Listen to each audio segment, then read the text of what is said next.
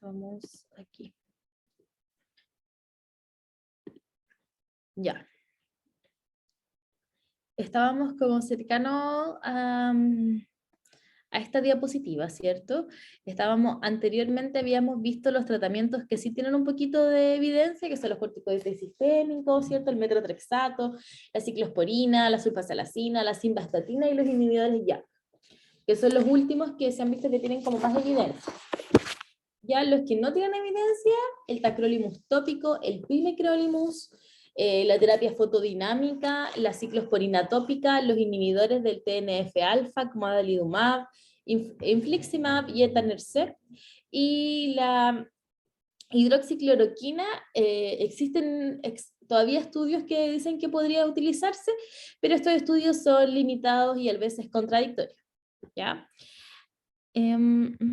Ya, la alopecia areata, como hemos dicho, es un trastorno crónico, ¿cierto? Recurrente, que hasta el 50% de los pacientes la tiene limitada hasta el año de evolución, y después de eso tiene crecimiento espontáneo del cabello, ¿ya? Hay relativamente poca evidencia en el fondo si uno pudiese utilizar la alopecia areata de limitar el cuero cabelludo con inyecciones intralesionales de corticoides en adultos y en niños con alopecia areata que está limitada. Es poco probable que toleren los corticoides, ¿cierto?, intralesionales. Ahí nosotros podíamos utilizar en el fondo tratamiento con corticoides tópicos.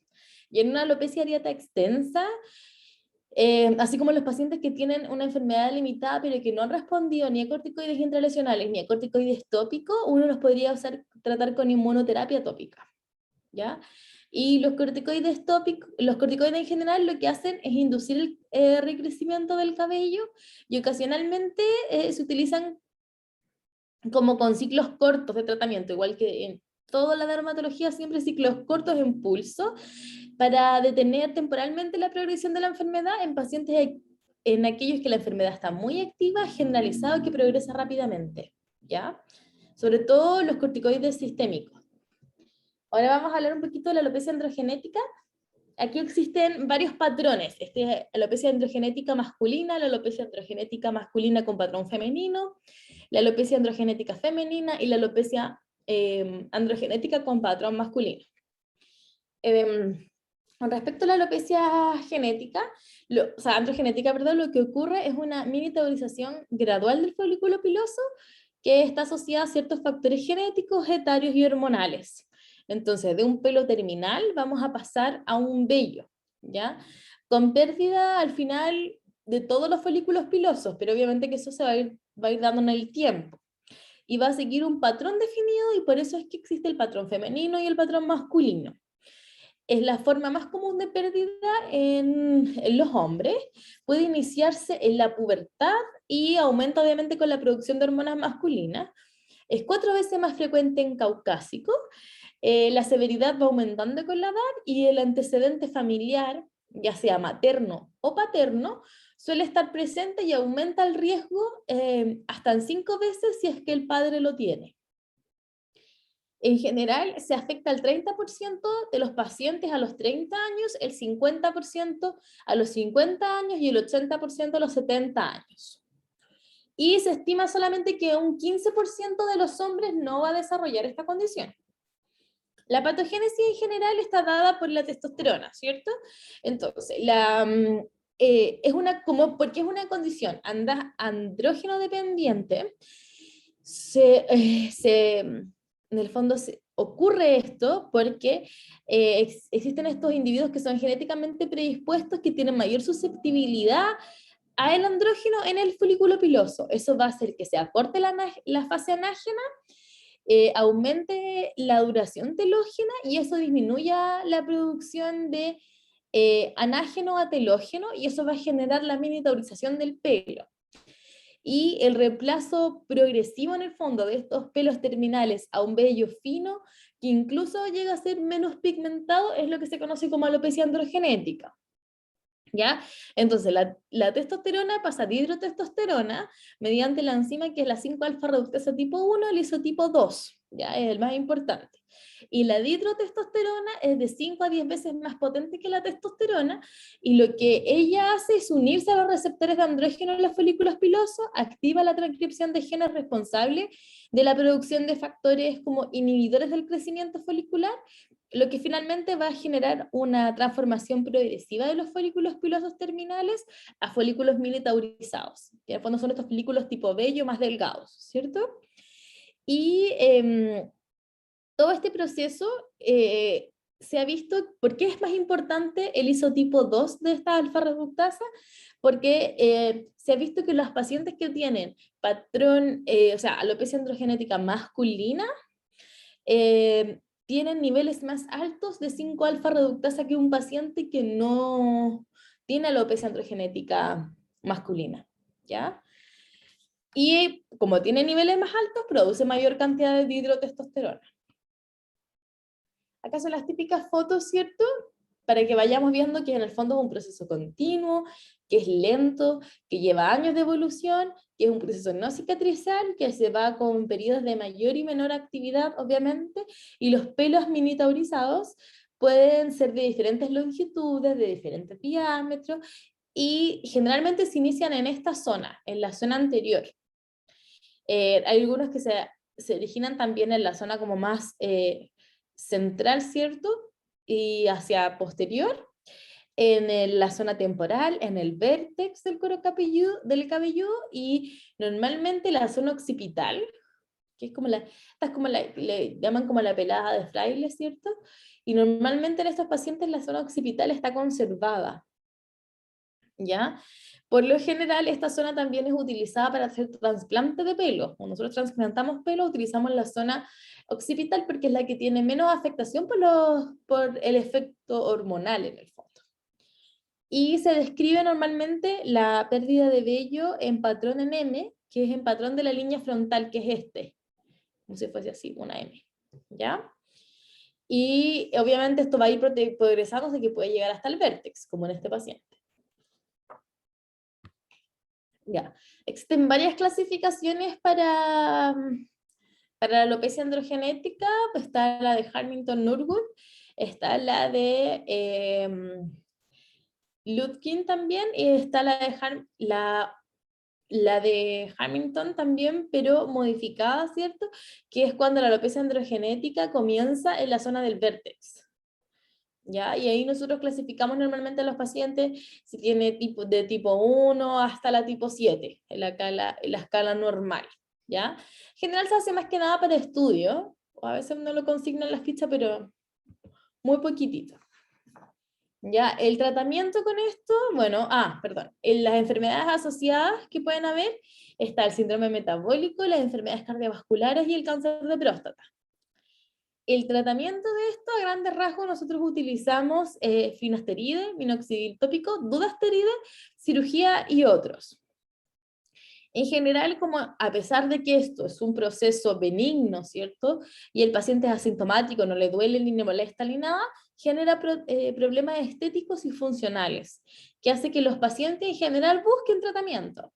Y el objetivo principal de nuestro tratamiento va a ser detener la progresión a la calvicie, sin obviamente generar falsas expectativas. O sea, el paciente nunca va a tener el pelo que tenía a los 15 años, ¿ya? Eso no va a pasar. Y para a rasgos generales, la primera línea es finasteride, ¿ya? Y el finasteride puede estar asociado o no a minoxidil tópico, y obviamente va a existir variaciones individuales de la respuesta dependiendo de cada individuo.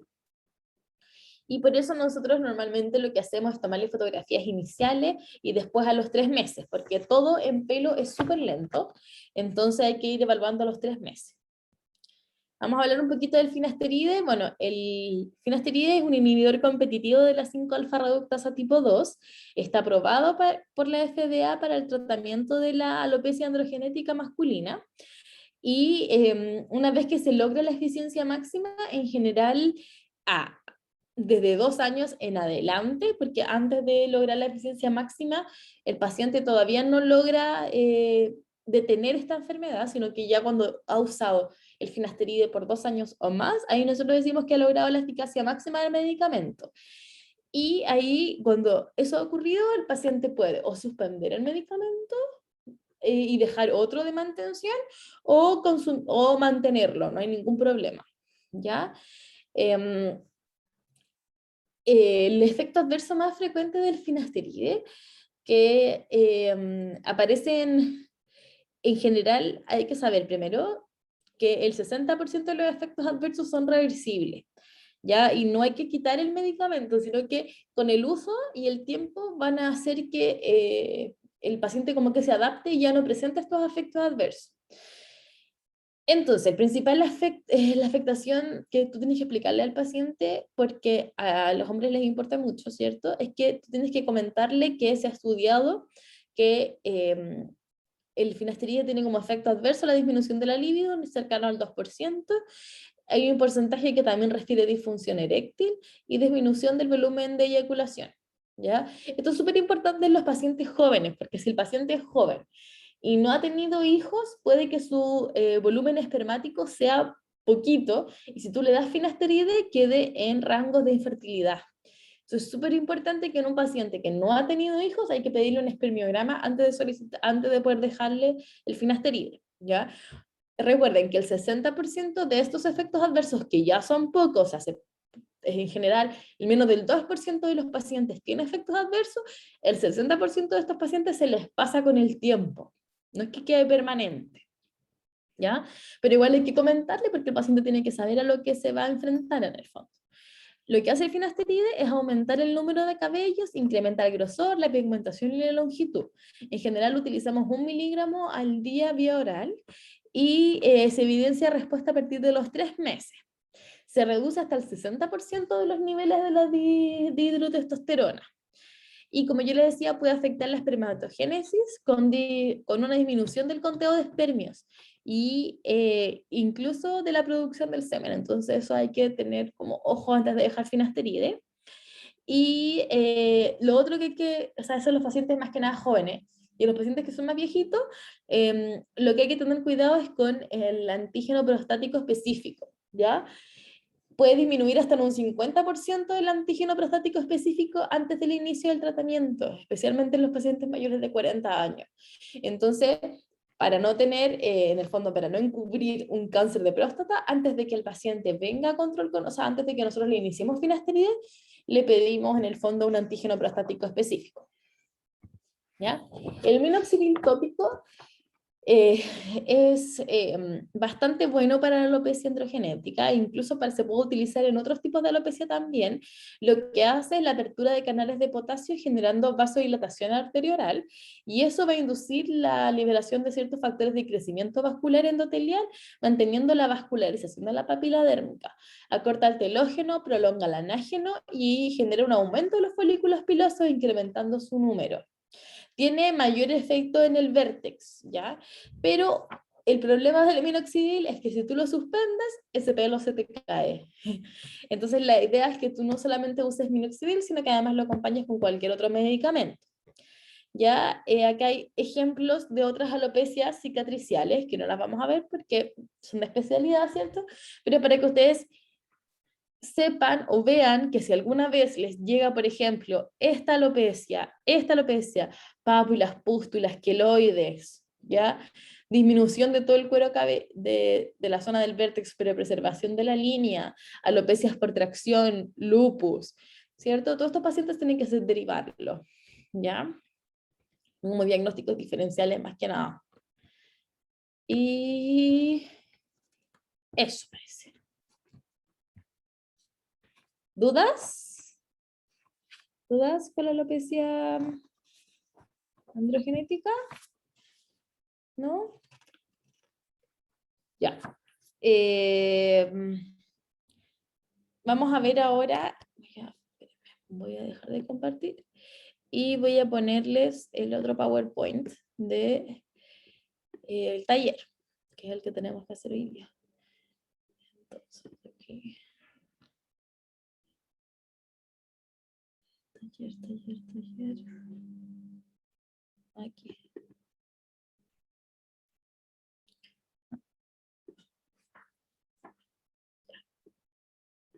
Entonces,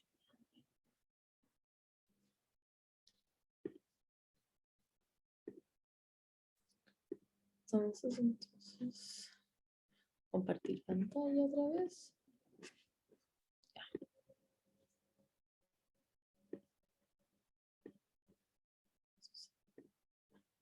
Ya, vamos a ver el taller de infecciones bacterianas. Bueno, las infecciones obviamente se clasifican como bacterianas, parásitos o loxoceles, que es lo que vamos a ver en esta clase, ¿ya? Bacterianas principalmente para Staphylococcus aureus y el Streptococcus pyogenes, y las parásitos por escabiosis y pediculosis, y otro tipo de infecciones es el loxoceles, ¿ya? Con respecto a las infecciones bacterianas, o las piodermas, ¿cierto? Estas afectan tanto a la piel como a los tejidos blandos. El 80% son causados por Staphylococcus aureus y Streptococcus pyogenes, ¿ya? Y otros agentes que son gram negativos, anaerobios o polimicrobianas, ¿ya? En general son evaluadas y manejadas por los médicos generales o los médicos de urgencias, internistas, pediatras, infectólogos, hasta cirujanos, menos dermatólogos. Entonces es súper importante que ustedes aprendan a manejar esto, ¿ya? Dentro del estafilococo lo más frecuente es la foliculitis bacteriana, la paroniquia, el forúnculo, el carbúnculo, el absceso. Del Streptococcus pyogenes, la dactilitis distal ampollar y la fasciitis necrotizante, donde ambos están implicados en el impétigo, en el ectima, en la erisipela y en la celulitis. Y los que tienen toxinas como el síndrome de piel escarlata estafilocócica y el del shock tóxico, ¿ya? Vamos a hablar del primer caso, el caso clínico 1 de una paciente de 45 años que es sana y a las 48 horas de evolución presenta dolor y aumento de volumen progresivo en la falange distal del dedo de la mano derecha. Dice que se pinchó el dedo mientras trabajaba con un cuero curtido el día anterior.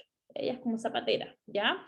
Tiene buen estado general, no tiene fiebre, y esta es la fotito.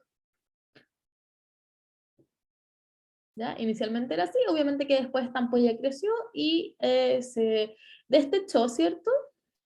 Aquí la marcamos, ¿cierto? Con un plumón. Entonces, vamos a pedirle a Yasna si nos puede hacer una descripción del examen físico de la primera lesión. Es un nódulo ¿Ya? de... Ay, me trabé. Es que no sé si puedo llamarlo nódulo. ¿Sí? No sé si le puedo describir también el contenido. O sea, ¿cómo denomino el contenido? ¿Puedo decir que está con pus? ¿O Claro, no no es asumo que es pus? expectante. Ah, ya. Profe, ¿puedo pasar? No sé cómo describirlo. Pero está bien lo que estabas diciendo, era un nódulo, ¿cierto? Fluctuante, con una colección bajo la piel que progresa como a un destechamiento o salida de la secreción. Eso es todo. Podríamos agregar, ¿cierto? Que era un nódulo de color más violáceo en el centro y que tenía una colección debajo de la piel, que era lo que se veía, ¿cierto? Porque no, en el fondo no sobresalía esto, ni como un pus, o sea, ni como una pústula, ni como una ampolla. Pero uno ve que aquí está más verde. Y doctora, Esta es lo una digo, colección debajo de la piel. ¿Ah? digo cuántos centímetros tendría si me toca describirlo. Sí, Nódulo, no sé, de 2 centímetros, de apariencia, tanto, tanto. Ah, ya. sí. De color y ahí uno le agrega después que se destechó, pero súper bien. Entonces sería así como tipo, longitud y Ujú, contenido. ujú. Sí, Ah, ya. color. Ujú. Sí, entre más lo describas, mejor es. ¿Ya? Porque más fácil nos podemos imaginar las cosas. Queremos preguntar, ¿alguien sabe a qué corresponde esta infección? ¿Qué podría ser? ¿Eso ¿La podría ser foliculitis? No. ¿No? No, yo creo que es loxocelismo. O sea, que la picó una araña de rincón. No. ¿No es una ¿Un esquema? erisipiloide? ¿Una qué? ¿Un esquema? ¿Erisipiloide? No, o sea, sí, puede ser, pero es Como más una, de color. esta es una lesión muy típica que se llama dactilitis distal ampollar, ¿ya? ¿Por qué no es, bueno, un loxocele podría ser, que esté iniciando, eso podría ser, no es una ectima porque la ectima es como en saca bocado, y aquí esto está, este nodulito como que tiene una ampolla, ¿ya? Doctora, Ajá. Eso como café que está abajo, ese líquido es lo que salió directo, ¿no? Es como lo que Sí, estaba adentro.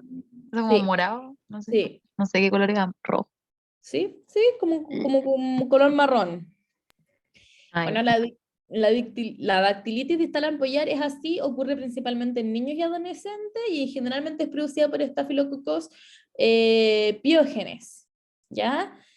Em, ¿Por qué no es una foliculitis? Y esto es súper importante, ¿por qué no hay porque pelo?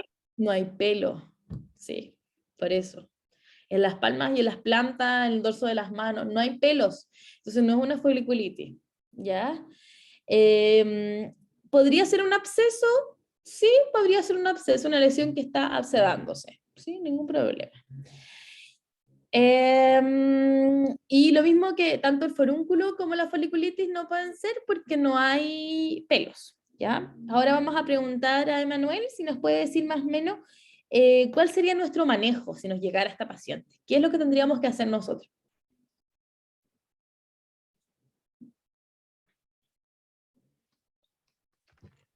Eh, Emanuel, bueno, yo confiamos. creo que primero hay que hacer una limpieza de la zona, ¿Ya? ya, sacar eso, no sé si hay que sacar esos restos de piel. Yo creo que sí, para permitir una curación y en general esto se haría un tratamiento también antibiótico. ¿Ya? ¿Oral o tópico? En este caso yo lo daría oral. Muy bien, oral, ¿ya? Podría ser cefadroxilo. ¿Ya? ¿Cómo se deja eh, el cefadroxilo? Se deja en 500 miligramos cada 12 horas. ¿Por cuánto tiempo se lo vamos a dejar? Eh, si no me equivoco, son 7 días. Perfecto, súper bien. Y en los niños de 30 a 50 Miligramos por kilo miligramos dosis. por kilo. Sí, perfecto. Mira, en general lo que nosotros tenemos que hacer cuando nos llegue esto es drenarlo, ¿ya? Porque fluctuante es un nódulo que duele, entonces hay que drenarlo. O sea, si en este caso nosotros no, esta fotografía, ¿cierto? Pareciera que se destechó la ampolla o lo que había abajo, ¿cierto? Este nódulo como que se destechó y se salió esa piel. Si es que nos llega tensa, nosotros tenemos que drenar eso, ¿ya? Porque eso genera mucho dolor en la paciente. Entonces el primer manejo sería obviamente limpiar, ¿cierto? Con suelo, con clorexidina, ¿cierto? Uno además, o sea, antes de drenarlo. Pero idealmente lo primero que hay que hacer es cultivo y grama, ¿ya? Tomar las muestras es súper importante porque si después lo tenemos que drenar cuando limpiemos y todo eso, vamos a barrer todos los microorganismos. Entonces, a veces cuando nosotros lo apretamos, ¿cierto? Y no drena nada, no importa, igual por alrededor también se puede tomar el cultivo y el gram, ¿ya? Em, a veces con el cultivo y el gram nosotros podemos hacer el diagnóstico etiológico, quizás igual le vamos a dejar el cefadroxilo inicialmente, pero idealmente sería tomar el cultivo y el gram por si nos saliera algo polimicrobiano o por si nos sale un anaerobio, ¿cierto? O si nos sale, sobre todo, si es que fuera un estáfilo, por ejemplo, que fuera no adquirido en la comunidad, ¿cierto?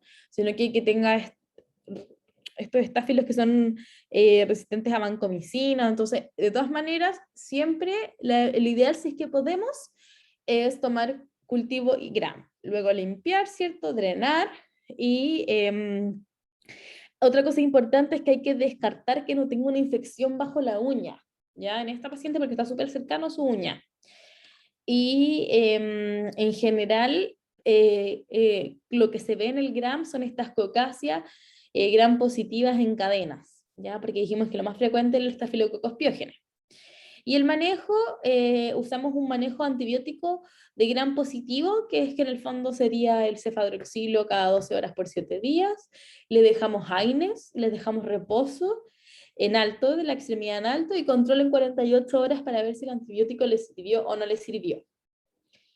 Eh, Doctora, Ujú. ¿y en ella no se puede ocupar la mupirocina o no?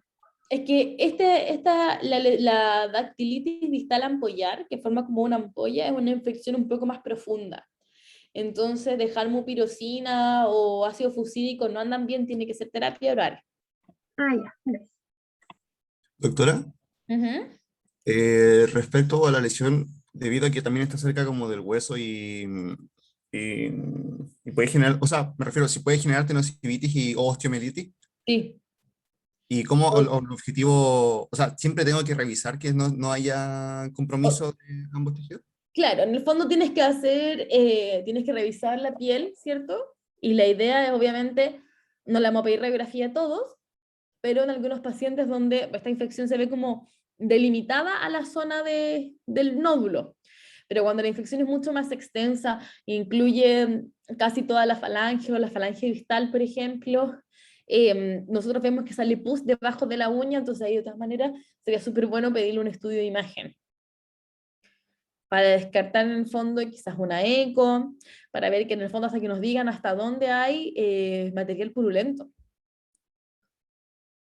Y obviamente esa paciente lo más probable es que llegue con más manifestaciones sistémicas también. Esta paciente no tenía nada, solo la lesión. ¿Ya? Ujú. Con respecto a la infección en la uña, ¿se refiere como a retirarle el esmalte y notar así como... Claro, hay que obviamente sacarle el esmalte y examinar la uña, porque esta paciente viene con las uñas pintadas. Y habría que ver acá, si te fijas, como en el borde proximal de la uña, hay que verlo ahí, porque a veces uno aprieta ahí y ahí sale pus. Y a veces debajo de la misma uña, de acá, por el hiponiquio también. Entonces, todo esto es es como un nódulo fluctuante con pus.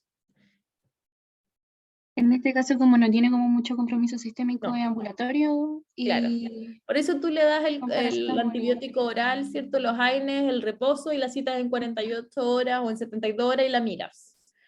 Si está bien, sigue para su casa hasta termina el tratamiento, y si no, ahí habría que, en el fondo, hospitalizarla o viendo si es que tiene alteración también del hemograma, ¿cierto? Estudiarla más. La mayoría responde súper bien, así que se van todos para su casa. Y recuerden que siempre si tenemos posibilidad, cultivo y gram. ¿Ya? Vamos a ver este otro pacientito, que es un pacientito de 60 años de edad, que es diabético hipertenso, tiene malos controles, presenta un golpe contra el borde de la cama en la zona de la luz derecho, y a los 2 días consultan al servicio de urgencia con fiebre y compromiso del estado general sin vómito. Esto es un clásico, ¿ya? Un clásico. Nosotros al examinarle el pie, lo tiene así, y llega al servicio de urgencia con todo la zona de la pantorrilla, ¿cierto? Los gastrocnemios, ¿cierto? Eritematosos, calientes. ¿Qué vamos a hacer con este pacientito? ¿Ya? Vamos a pedirle a Andrea si nos puede describir el examen físico. Bueno, se ve como una, no sé si decir, placa grande, ¿Ya? eritematosa, ¿Sí? brillante, tiene una piel Sí. brillante. Ay, no sé qué más decir. ¿Cómo son los bordes? Los bordes no están bien delimitados. Ya.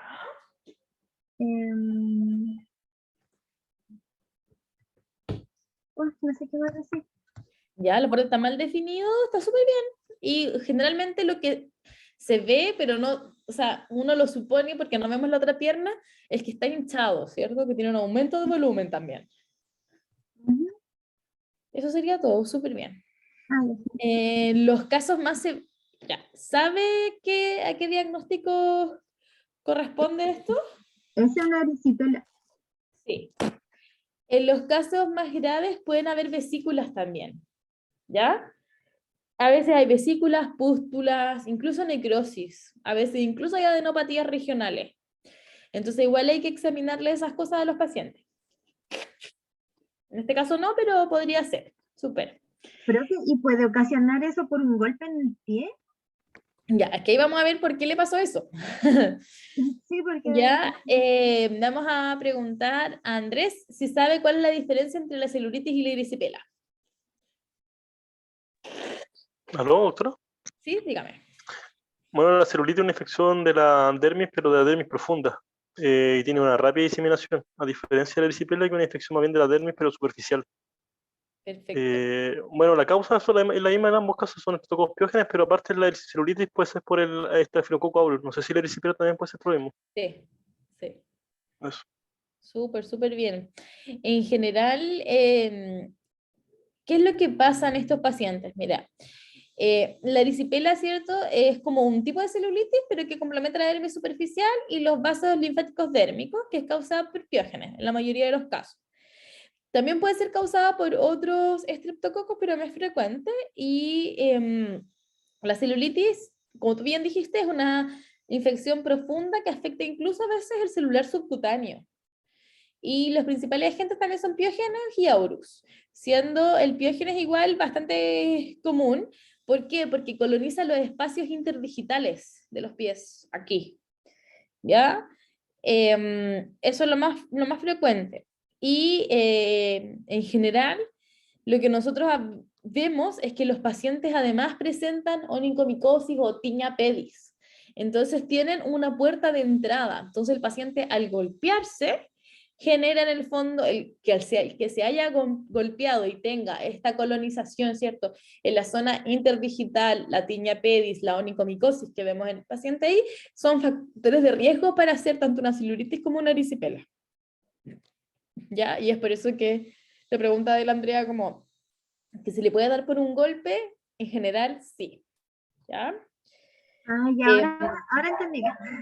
Sí, y el Staphylococcus aureus en general se asocia a traumas penetrantes, heridas, el uso de drogas endovenosas. Generalmente es así, heridas, traumatismos, drogas endovenosas, aureus, y cuando es estrepto, en general se da en manejo de tiña pedis, eritrasma, onicomicosis, pero puede ser cualquiera de las dos. Entonces eso ya es un factor de riesgo. Súper bien.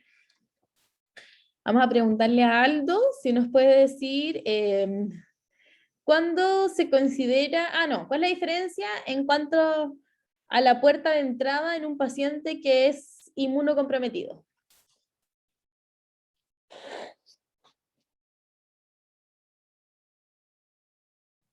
¿Cómo no entiendo, profe? ¿Se refiere como al aspecto de la gravedad? Claro, como en el fondo, ¿cuál sería la diferencia entre un inmunocomprometido y un inmunosuprimido en cuanto a la puerta de entrada? No estoy muy seguro.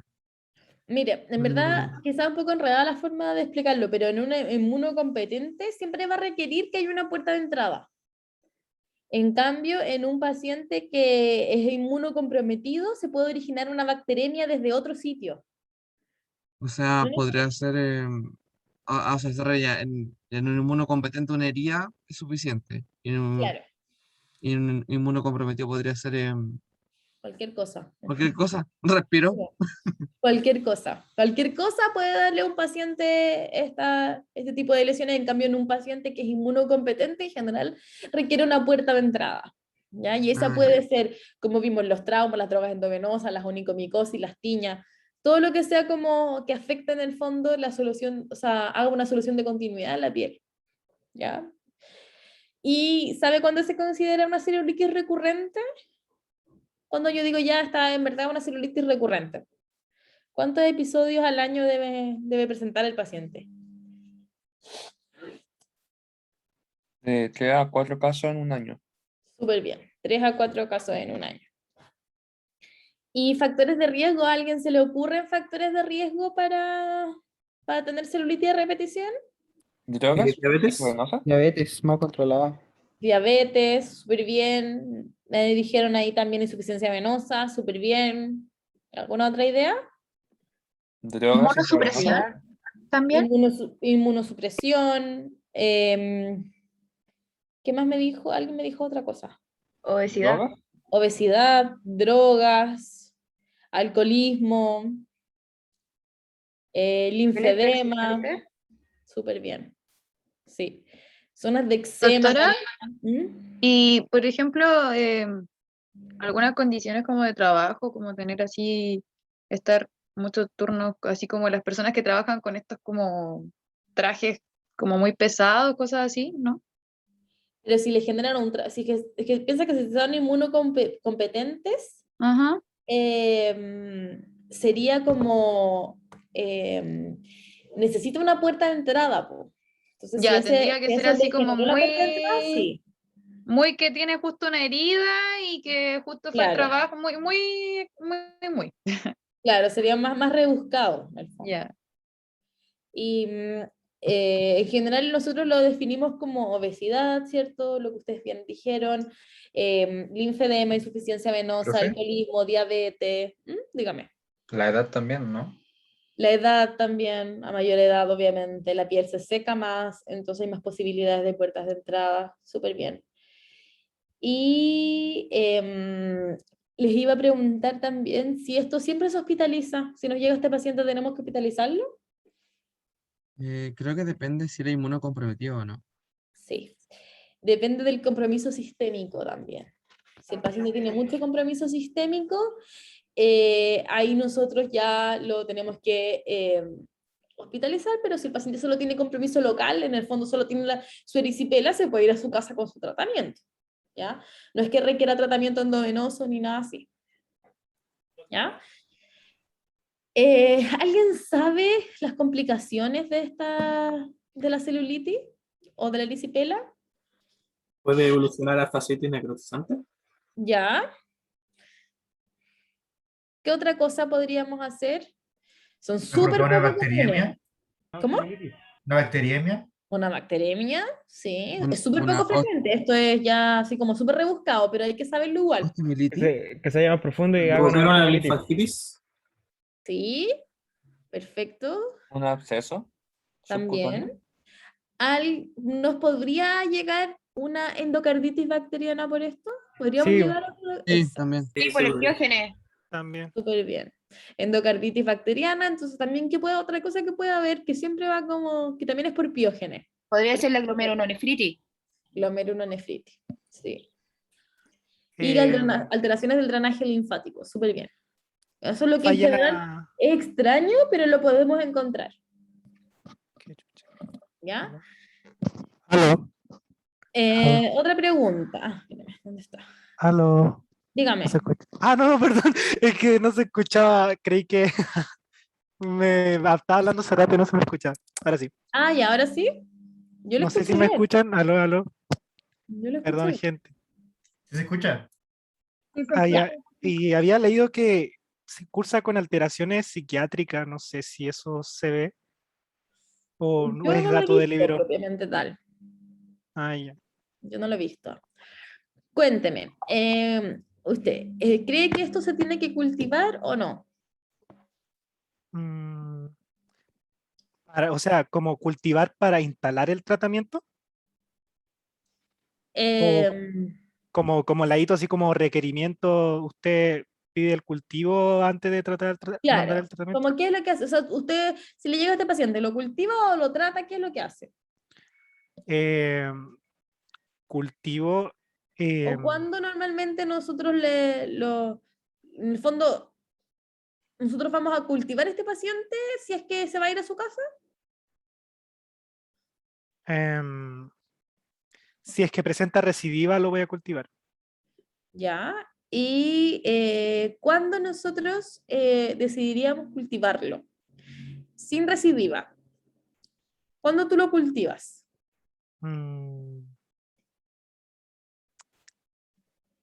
Ya, en general lo cultivo y lo hemocultivamos en caso de que lo vayamos a hospitalizar.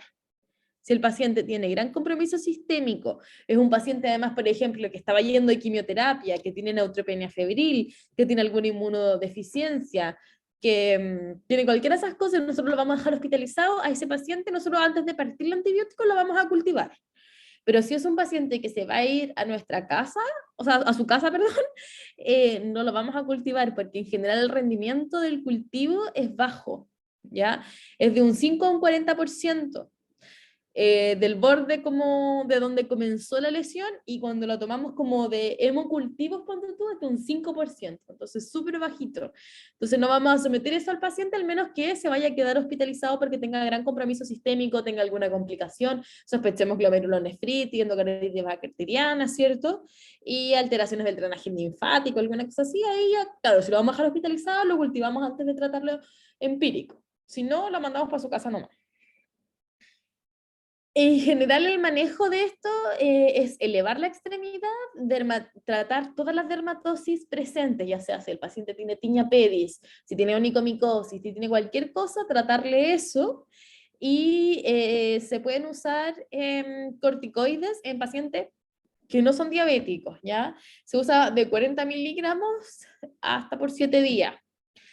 Y normalmente utilizamos antibióticos orales porque como la mupirocina y el ácido fucídico no nos van a dar abasto para la extensión de esta celulitis, entonces, o sea, de esta erisipela, entonces eso sí va con tratamiento oral, ¿ya?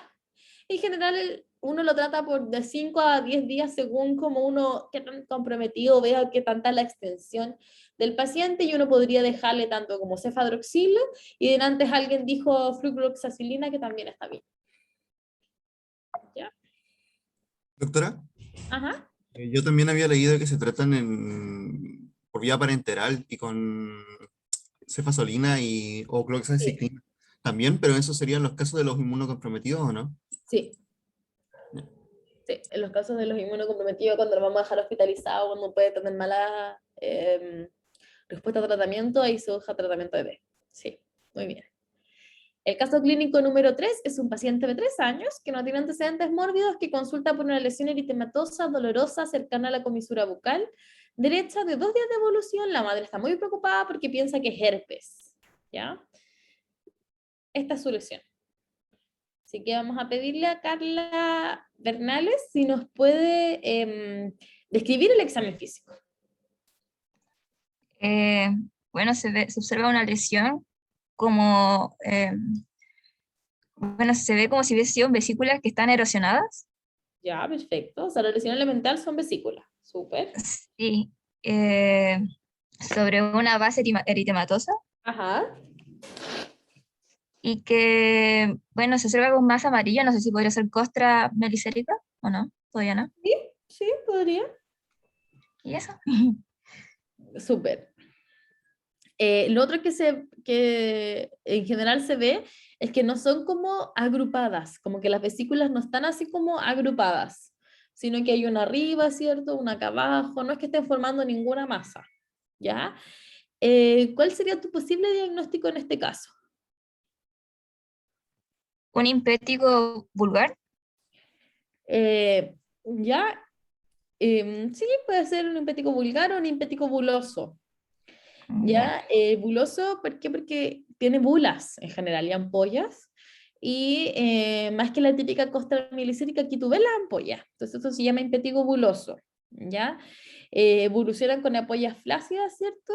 Que se rompen con facilidad, pueden romperse, como tú dices, o sea, formar esta costra amarillenta, degradada en el fondo, que es esta costra mielicérica, y a veces tienen este collarete descamativo. Mire, si se fijan bien, aquí hay como un borde que es como más blanquecino. Ese collarete descamativo es característico también, y normalmente se observa eritema perilesional, ¿ya? O sea, alrededor de las lesiones hay como un eritema. Súper bien. Vamos a preguntarle a Carlos Choque, ¿cuántos tipos de impétigo hay? ¿Carlos? Sí, sí, acá estoy. Ya.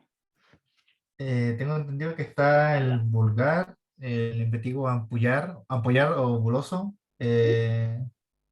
Bueno, y creo que eso es lo que sabría decir, claro. Sí, está bien. ¿Cuál es más frecuente, el vulgar o el ampollar? Me parece que más el vulgar. El vulgar. Vulgar es nombre común. En el fondo, vulgar quiere decir que es común, ¿ya? Entonces, cuando uno dice acné vulgar, psoriasis vulgar, todo eso quiere decir como común, ¿ya? Entonces, el empético vulgar es el más común, está en el 70% del total de los empéticos, se presenta en niños de cualquier edad, incluso en adultos, y es causado tanto por estáfilo como por estrepto. Y el empético buloso es más frecuente en los pacientes que son neonatales, o sea, neonatos, perdón, o en lactantes. Generalmente también lo podemos encontrar en la zona del pañal o periumbilical. Y ¿qué es lo que ocurre acá? Acá existe en el fondo producción local de toxinas que son exfoliativas, que son la toxina foliativa A y la toxina foliativa B, producidas por el Staphylococcus aureus, y estas van en el fondo es lo mismo que ocurre en la piel escaldada, ¿ya? Solo que en un porcentaje mucho menor de compromiso. El paciente no está lleno de toxinas, sino que en una zona localizada le ocurre eso. Y las toxinas se unen a las desmogleínas tipo 1, produciendo un clivaje o una acantólisis del estrato granuloso y de la epidermis, por eso se genera la ampolla. ¿Ya? Eso en el empético buloso. Vamos a ver ahora a Catalina, si nos puede decir si es que existe algún tipo de factores de riesgo.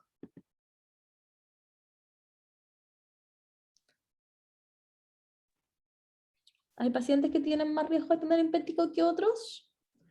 Podría ser un paciente que esté inmunosuprimido, que quizás pueda tener alguna enfermedad de la piel previa. Ya, eso es súper importante. ¿Cómo en cuál enfermedad de la piel? Yo pienso que a lo mejor se le dio alguna varicela, o tiene algún eczema, alguna patología que se pueda sobreinfectar, por ejemplo. Claro, dermatitis atópica, ¿cierto? Perfecto. Disculpe, yo leí que el impétigo vulgar no deja cicatrices. Sí. Pero me quedó la duda en que el impétigo buloso tampoco. Tampoco. Ah, ya. No dejan cicatriz, súper bien. Los factores de riesgo, habíamos dicho, ¿cierto? La dermatitis atópica, los traumas, los deportes de contacto también, ¿ya? El ambiente cálido, húmedo, poca higiene y la aportación de Staphylococcus aureus en mucosa nasal, faringe, axilar y perianal. ¿Ya? Esos son los factores de riesgo clásicos. Como vimos, no deja cicatriz. Y la otra pregunta es, ¿cuáles son como las complicaciones? ¿Cómo se nos podría complicar este paciente? Le vamos a preguntar a la Claudia Barrios, si nos podría decir cómo se complica.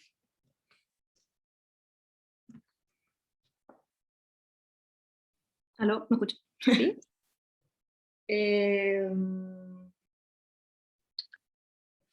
Podría ser que genere como compromiso de estado general. ¿Pero por qué?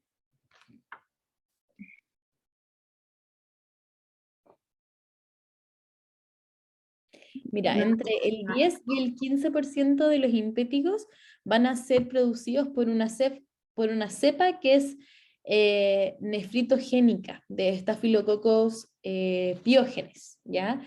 Y eso va a evolucionar con una glomerulonefritis post-streptocócica después de las 3 semanas. ¿Ya? Entonces, en esos casos, los pacientes que tienen la mala suerte que tienen un impético, ya sea buloso, ampollar, ¿cierto? Producido por estreptococo, ¿cierto? Que tenga esta cepa que es nefrítica, les va a producir esta glomerulonefritis. Y esos pacientes son los que se pueden complicar, que es entre un 10 y un 15%, súper bajito. Y vamos a preguntarte también a ti, Claudia, si ¿cuál sería nuestro tratamiento para este paciente? O sea, hay que hacer como un aseo local. ¿Ya?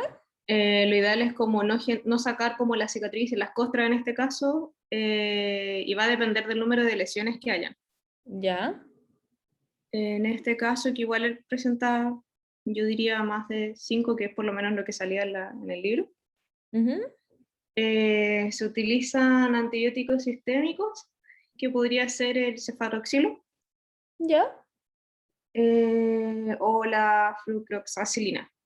Ya, perfecto. ¿Y si es que fuese pacientes con pocas lesiones? En el caso de que sean pocas, se utiliza tópico, que sería la mupirocina. ¿Sí? ¿O? Era... No había otro, pero era el ácido... Sí, ácido fusídico. Sí, ese. ¿Tú cuántas veces le vas a decir a la mamá que se lo ponga? ¿Una vez al día? ¿Dos veces? 2 al veces. día? 2 veces. Súper bien. Ujú. Súper, súper. Doctora, Ajá. me quedó una duda con respecto a la imagen. ¿Es que se considera más de una lesión o es la misma? ¿O todas las ampollas están incluidas en la lesión? ¿O- Esta es un paciente que tiene solo una lesión, que es esta entera. Se Ya, considera ya. se considera más o otra lesión cuando incluye otra zona. Ah, ya. Entonces Por aquí le ejemplo, dejaríamos tratamiento sistémico porque es más de 5 centímetros. ahí se le puede dejar tratamiento sistémico dependiendo del estado compromiso general del paciente, y igual podríamos dejarle porque existe esa posibilidad de que esté esta cepa nefrogénica en el fondo. Ah, no. ¿Ya? ¿Te acompaño a comprar algo? Pero si fuese una Una lesión bebida, puntual una solamente, cerveza. en este caso solamente antibióticos tópicos. Ya, y esta pacientita, perdón, es de 21 años, es de sexo femenino, tiene una leucemia mieloide como antecedente, que está en quimioterapia y presenta una placa eritematoviolacea en la rodilla izquierda de 5 días posterior al inicio de quimioterapia. Empieza con fiebre, parasitopenia, se le hace cultivo de la herida y hemocultivo y tiene bacterias gram negativas en forma de barra. ¿Ya? Y eso, nos llaman por eso. ¿Ya? Entonces, vamos a invitar a Claudio Santander si nos puede hacer una descripción del examen físico. Hola, ¿se escucha bien, cierto? Sí. Ya. Vemos podemos hacer una placa, no sé si se ve como eso levantada, Sí. que se encuentra con bordes delimitados, de bordes irregulares, con un centro de color negro. Ya. Y también como un halo eritematoso. Ya. Sí, súper. ¿Y cuál sería tu diagnóstico acá?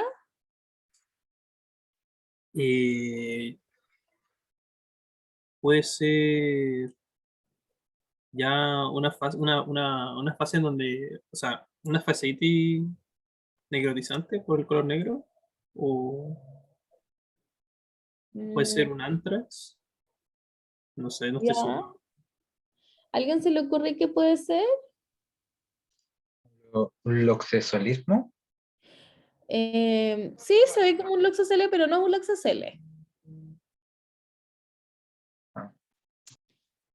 ¿Alguien más se le ocurre otra cosa? Es por una infección por Mycobacterium. Las infecciones por Mycobacterium también se ven así, sí, súper. ¿Ve que en dermato todo se ve igual? Es terrible. ¿Alguien tiene otra idea?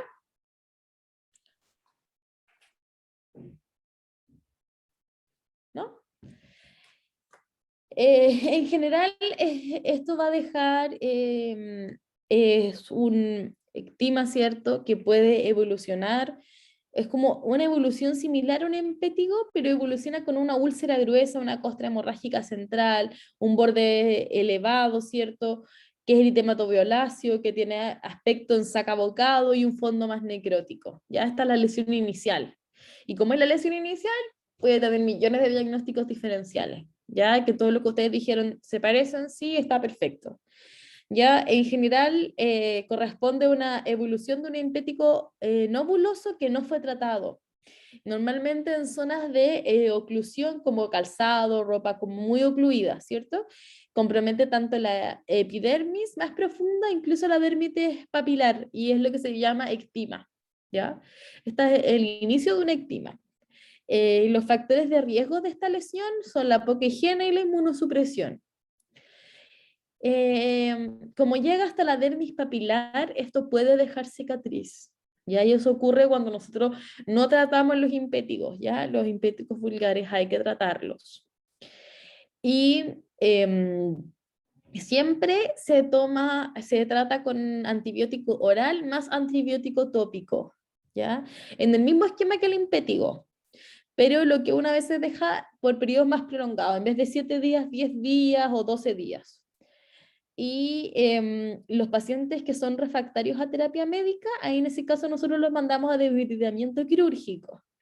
Y en alérgicos a la penicilina, que no pueden usar, por ejemplo, cefadroxilo, por ejemplo, ¿cierto? O que tienen alguna alergia documentada a este medicamento y no pueden utilizarlo, nosotros les dejamos cotrimoxazol forte. Y eso se usa 2 veces al día, es efectivo y es barato. Y la clindamicina y la doxiciclina son terapias de segunda línea, ¿ya? Pero lo ideal es tratarlo igual que el impético, solo que por un periodo más prolongado. Y este caso o sea, se da, así es la forma en la que más común nosotros encontramos el ectima, cuando este impético como que se profundiza en un paciente que es inmunosuprimido. ¿Ya? Entonces, ya. El diagnóstico lo vimos, los factores de riesgo también, la mala y estar inmunocomprometido, deja cicatriz, y el tratamiento también. Ya. Ahora vamos con una lactante de sexo femenino de 6 meses de edad, que la madre refiere... Profe. Entonces el caso anterior era ectima. Ectima, sí. Es la forma inicial de un ectima. Ok, gracias. Ya. La madre acá refiere, ¿cierto?, una erupción pápulo-vesicular en extremidades y troncos, que está agitado y irritable. Hace 15 días fue tratado con desonida tópica y cefadroxil oral. La madre y el padre niegan tener lesiones y prurito. Y antecedentes familiares, está la madre atópica de la infancia y niega contacto con animales. Esta es nuestra bebé. Este es un pacientito real del hospital, ¿ya? Entonces vamos a pedirle a Daniel Valdés si nos puede hacer una descripción del examen físico y cuál es su diagnóstico.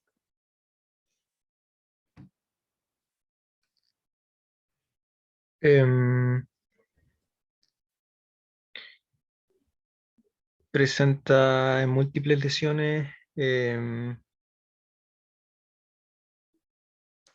como, no sé si son como son como vesículas o pápulas. Ya, está súper bien. De hecho, son pápulas y vesículas. Así que súper bien, ¿ya? De distribución como en tanto en extremidades como en el cuerpo, y no sé, eso. Sí, súper. Y déjeme ver si se le ve la planta. Ya, ¿qué pasa con las manos acá?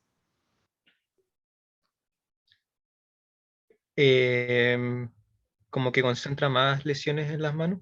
Claro, en las manos uno ve como que las pápulas tendieran a agruparse, ¿cierto? Claro. ¿Qué diagnóstico vamos a pensar?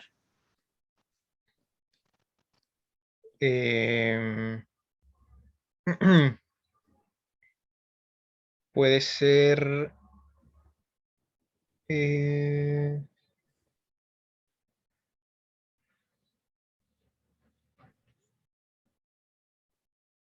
¿A alguien se le ocurre qué puede ser?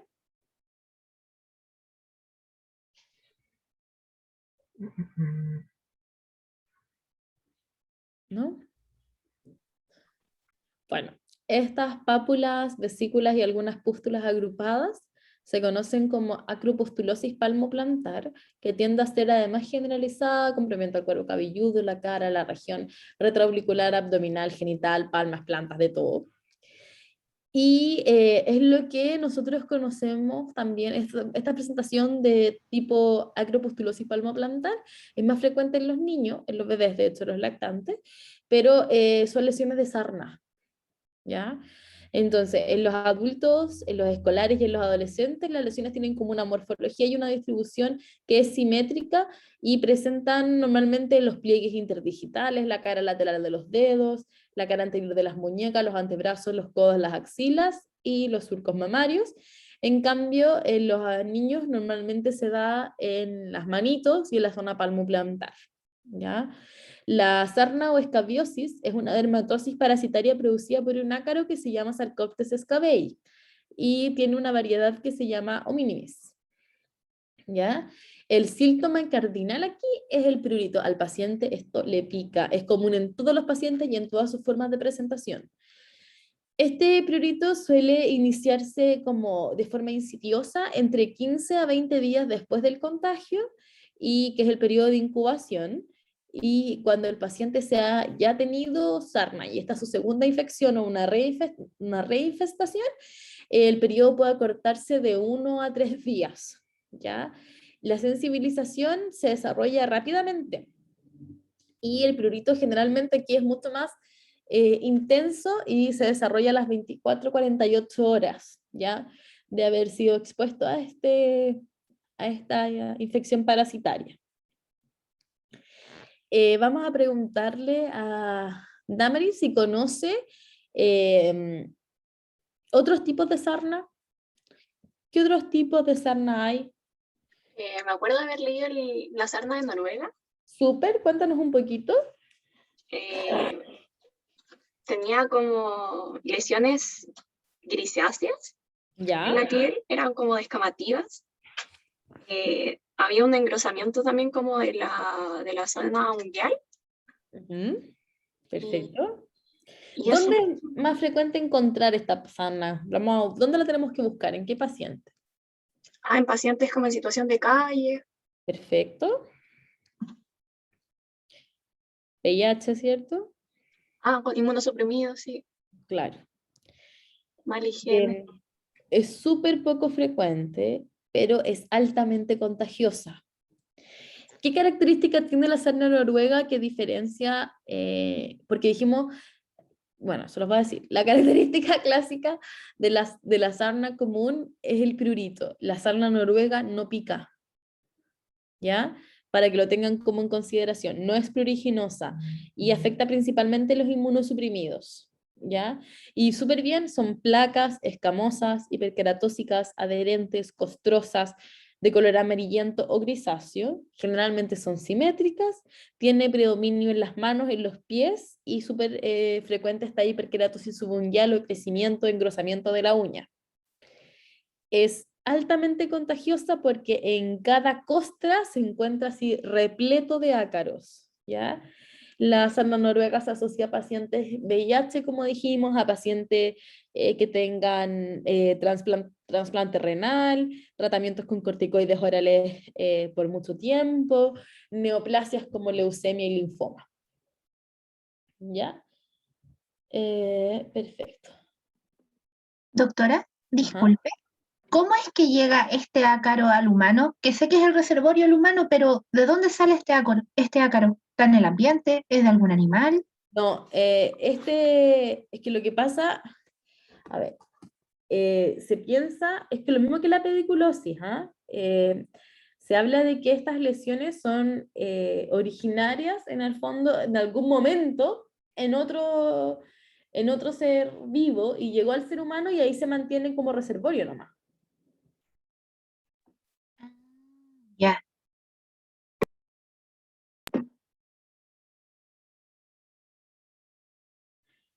Ya. ¿Qué otra cosa iba a comentarles? Ya, ¿alguien sabe cuál es la epidemiología de esta enfermedad? Más o menos cuánta gente se contagia, cuánto tiempo yo tengo que estar en contacto con alguien para que se considere contacto estrecho. ¿10 minutos? Es un poquito más, de 15 a 20.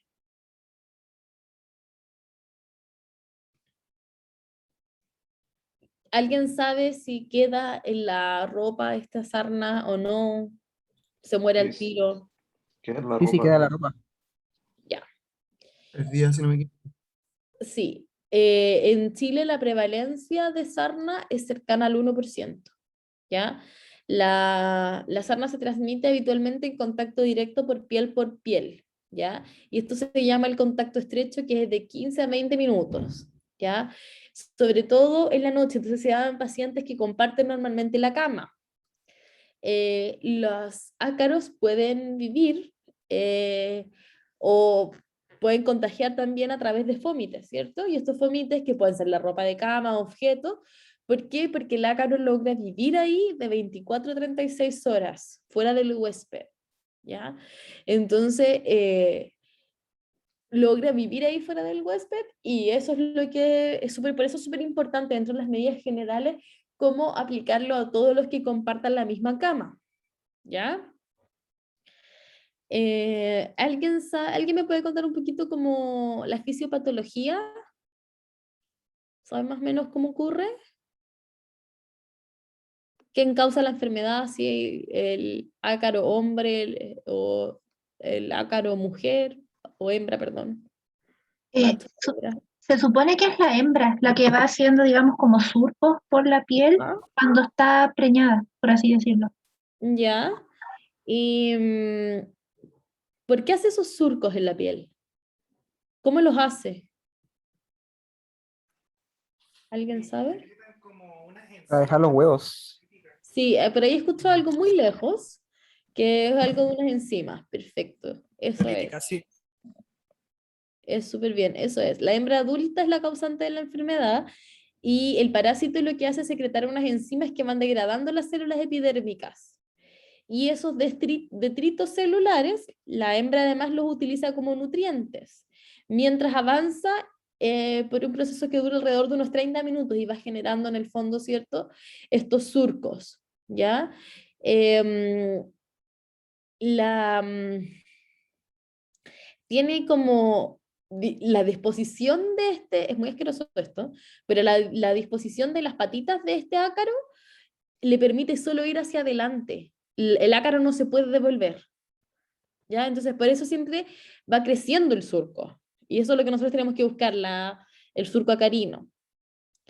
Y lo que ella hace en el fondo es que la copulación de esta hembra ocurre en la zona más superficial, donde posteriormente la hembra va a depositar los huevos. ¿Alguien sabe cuántos huevos pone la hembra? Y esto es súper asqueroso. Pone 50 huevos. Cada hembra pone 50 huevos en la piel. Y una vez que los puso, muere. Entonces la hembra se demora de 4 a 6 semanas en poner esos 50 huevos, y después ella muere. Y el desarrollo completo de un ácaro tarda de 8 a 14 días. Y pasa por las fases de huevo, larva, ninfa, perdón, protoninfa, tritoninfa y adulto, que ya sería como macho o hembra. Y las larvas salen a través de la piel entre el segundo y el cuarto día. Y ya a las 2 semanas ya se alcanzó la maduración y son infectantes, ¿ya? Y el surco, el que va haciendo, este surco que va haciendo la hembra, ¿cierto?, crece de 2 a 3 milímetros al día. Pero, menos mal, por suerte para nosotros, solo el 10% de los huevos llegan a ser adultos. Y en cuanto a la respuesta inmune, se ha demostrado que los antígenos de la saliva o de las partes de la boca del parásito son los que producen la respuesta inmune. ¿Ya? Vamos a preguntarle a Fernando Ábalos si nos puede decir cuáles son los factores como asociados. O sea, bueno, como la mayoría de las enfermedades parasitarias se dan en ambientes de hacinamiento, de donde hay mala higiene, escasez de luz solar, donde hay factores de riesgo que puedan ayudar a que el parásito sobreviva. Súper bien, súper bien.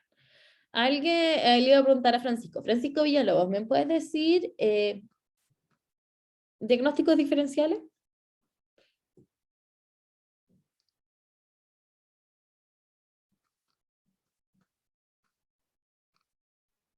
No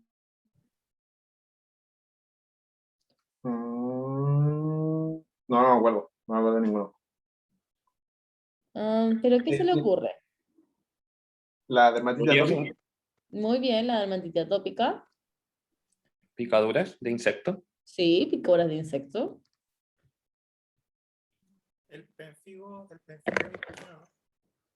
Oye, escucho a alguien muy lejos, pero no logro descifrar lo que dice. Pénfigo, ampullar. Ya, pero ahí serían más erosiones más que pápula. En general, la lesión, lo que nosotros vimos en este bebecito podían ser ampollas, ¿cierto? Porque era un bebé. Pero, aquí, un bebé. Pero en los pacientes que son adultos, en general son pápulas lo que nosotros encontramos. No encontramos las ampollas, encontramos puras pápulas. Entonces imagínense esto igual, pero en adulto con pápulas, que generalmente están en las zonas interdigitales, habíamos dicho, y en las muñecas, súper frecuente. Y aquí pueden ser, hay millones de diagnósticos diferenciales, o sea, yo creo que casi todo lo que se les ocurra sirve. Como, no sé, por ejemplo. ¿Pie, mano, boca? Ya, sí, pie, mano, boca, súper bien. Y cualquier otra dermatosis que pique. Por ejemplo, dermatitis atópica, dermatitis de contacto, alguien dijo picaduras de insecto, piodermas, ¿cierto? Enfermedades como que sea una infección diseminada, urticaria, existe también, líquen plano, todo lo que se les ocurra como que puede picar, sirve. ¿Ya? Y incluso líquen plano, dermatitis herpetiforme, ¿cierto? ¿Cómo hacemos el diagnóstico de esta enfermedad? ¿Le hacemos algún estudio? Clínico. Exacto, clínico. ¿Ya? El diagnóstico esencialmente clínico, y ¿qué nos va a orientar? El prurito, y que va a tener predilección por las áreas de nuestro cuerpo que son más tibias, es decir, los pliegues. Es de predominio nocturno, y cuando tú preguntas, ¿alguien más en la casa está con picazón? Te van a decir, ay, sí, mira, yo igual empecé ayer con picazón. No, mi hijo más chico también tiene picazón. Y ahí uno como que por el contexto epidemiológico hace el diagnóstico. Súper bien. Vamos a preguntar, esto es súper importante. ¿Qué exámenes de laboratorio existen? Vamos a preguntarle a Javier Cornejo. El ácaro test conozco nomás, pero El ácaro test, súper bien. es poco sensible. Poco sensible. ¿Se podría hacer un hemograma igual? No sé si dará eosinofilia la No escabiosis. alcanza. No.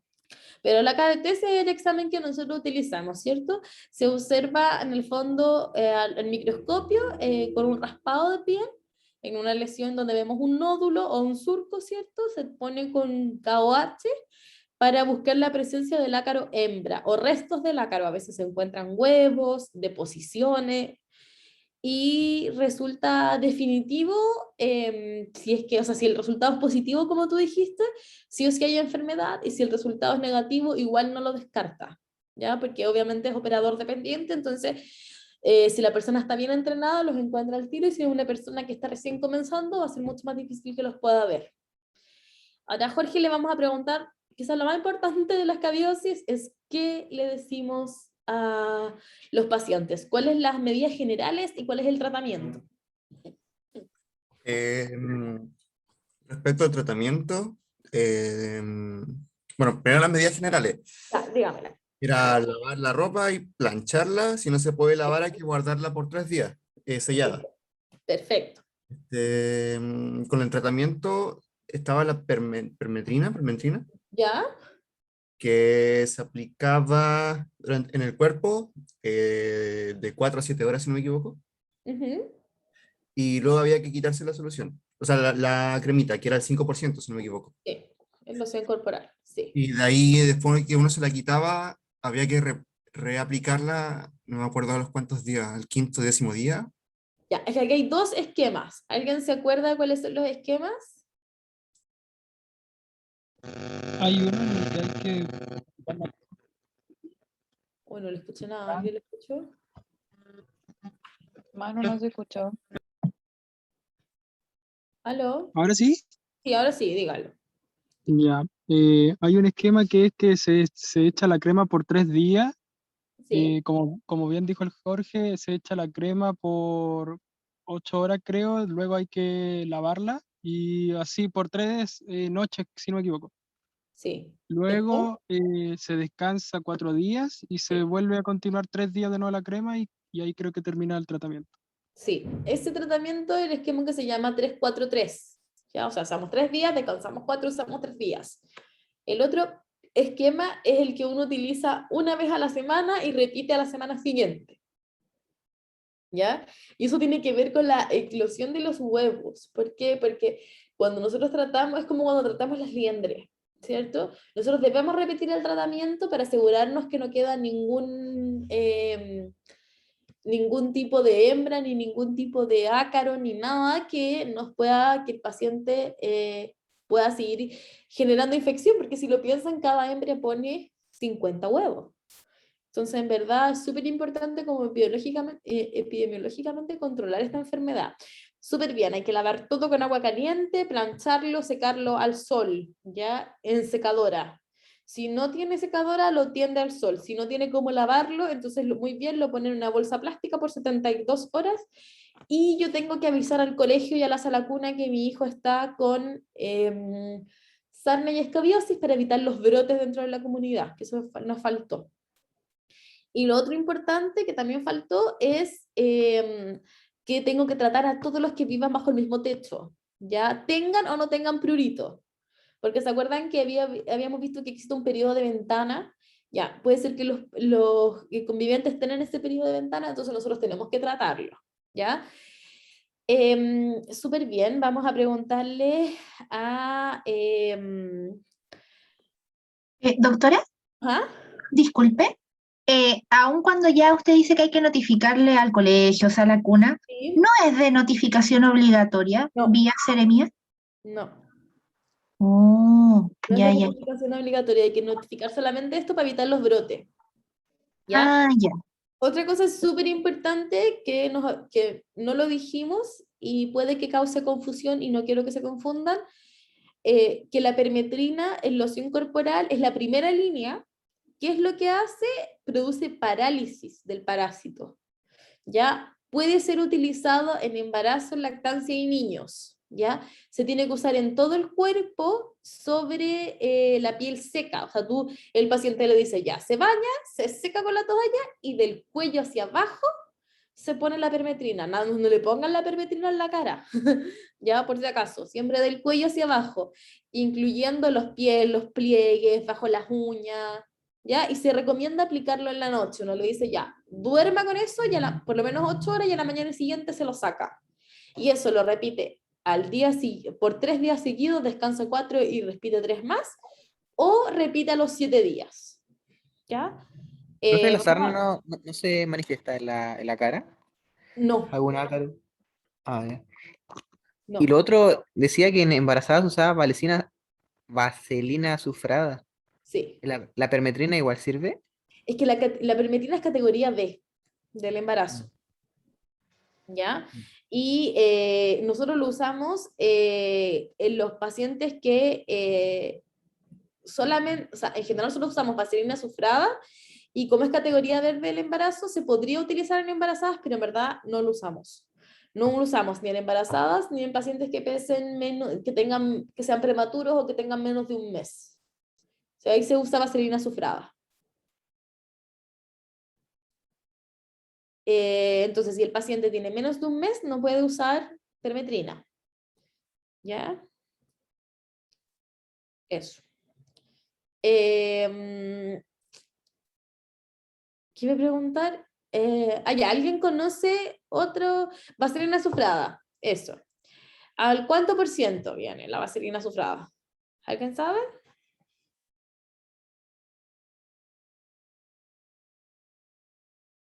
¿No?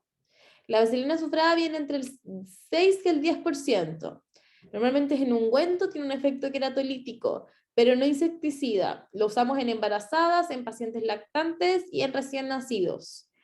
Es como tiene efecto queratolítico, quiere decir que va separando en el fondo la piel, la escama y todo eso.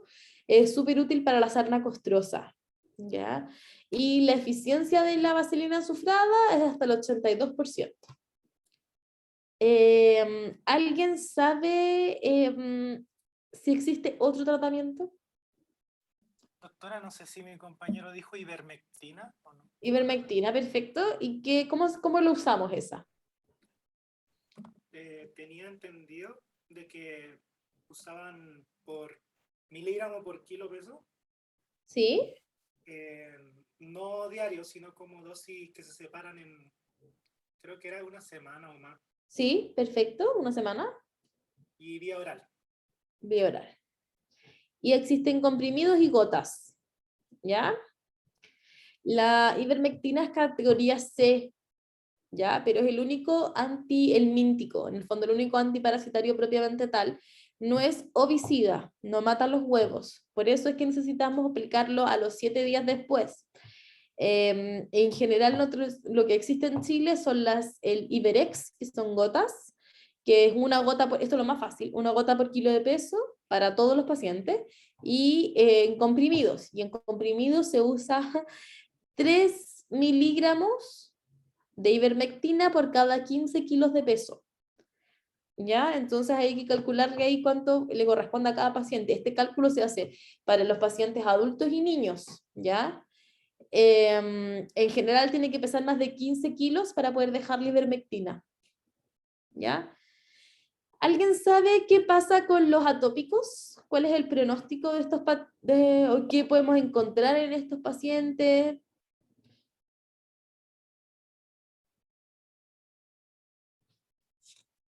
¿Alguien sabe? ¿No? Bueno, los atópicos es fácil encontrar elementos que son nodulares. Uno encuentra nódulos acarinos, que son como lesiones de 6 a 10 milímetros de diámetro, que son intensamente pruriginosos. Estos nódulos están en codos, en axila, en flancos, en escroto, en pene, en pliegues interglúteos, y son reservorio de ácaros. Entonces es súper importante que los pacientes que tienen daño a la barrera cutánea, como los pacientes atópicos, pueden tener mayor cantidad de estos nódulos acarinos, que son estos reservorios de ácaros, ¿ya? Esa fotito es una fotito de un paciente con una sarna costrosa, ¿ya? Y esto es lo otro, ¿ya? También existe, es que era lo que preguntaban al inicio, ¿cierto? Esto lo preguntaban al inicio, sí, ya lo pregunto, ¿cierto? Que existen otros tipos de variantes, ¿cierto? Que se puede hacer con respecto como, o sea, que otros tipos de variantes que pueden presentar sarna, ¿cierto? Que serían los perritos, y cuando nosotros nos contagiamos de esta sarna de los perros, generalmente las lesiones son así, como súper poco sintomáticas, ¿ya? El paciente en general presenta lesiones que son como escasas y que pican igual, pero están como, son pequeñas pápulas aisladas, a diferencia de lo que es en el primer paciente que nosotros vimos, ya que tiene hartas pápulas. Eso. Profe, en ese caso de Esta la sarna, sarna de los perros, Ujú. ¿qué se hace? ¿Cuál es el tratamiento? ¿El mismo o no? Sí, nosotros utilizamos los mismos tratamientos, pero en general el tratamiento es tratar al animal, que ellos se tratan, ahí, yo no me acuerdo exactamente con qué se tratan, pero lo voy a buscar y se los digo.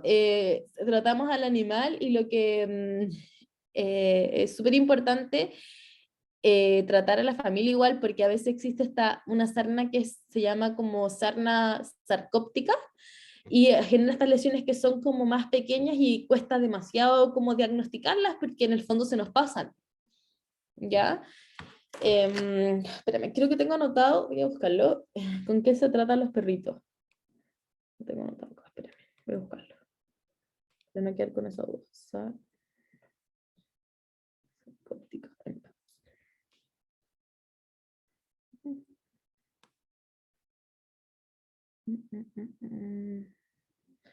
Ya, mientras yo busco lo de la sarna, que lo tengo Se anotado. puede dar como ivermectina, por lo que estoy leyendo. Ah, ya. Selamectina, no sé. Sí, tienes razón, eso era, selamectina y ivermectina. En general usamos acaricidas, eso es lo que tenemos que usar en estos pacientes. Súper, ya. Vamos a ver el último caso, que es una paciente de sexo femenino de 6 años de edad, que refiere prurito en el cuero cabelludo, en el cuello. Al examen físico se observan pápulas pequeñas y pelotitas blancas en la zona retroauricular. ¿Ya? Vamos a preguntarle a Milena si nos puede... esta es nuestra pacientita. Oh, no veo mucho, pero... Acá hay una, acá hay otra, acá hay Ah, otra. ya, es pediculosis. Sí, es pediculosis, ¿ya? Eso es la liendre. Súper bien.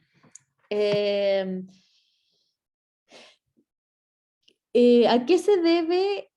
¿Por qué el paciente le pica? Si es tan chica la cuestión, ¿por qué pica? ¿Sabes? Ay, ¿me escucha? Sí.